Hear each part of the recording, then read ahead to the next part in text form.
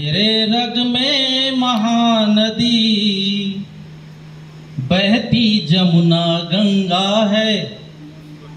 मेरे रग में महानदी बहती जमुना गंगा है।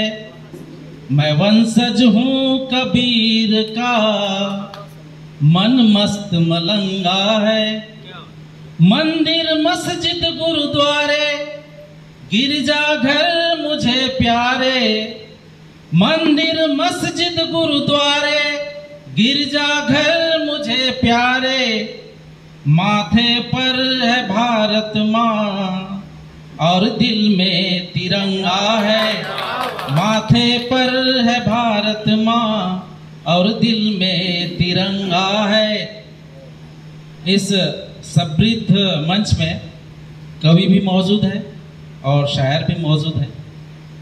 सबकी भाषा बहुत मीठी है, लेकिन अगर कभी आपस में दोनों का झगड़ा हो जाए, शायर और कवि का झगड़ा हो जाए, तो उनकी भाषा क्या हो सकती है आपकी नजर? तुम्हें लाचार कर दूंगा, तुम्हें बेकार कर दूंगा, तेरी राहों की फूलों को मैं अंगार कर दूंगा।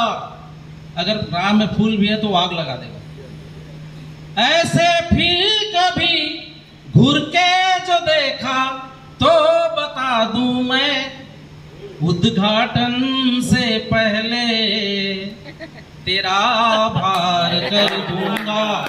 शुभारंभ से पहले तेरा आभार कर दूंगा। धन्यवाद।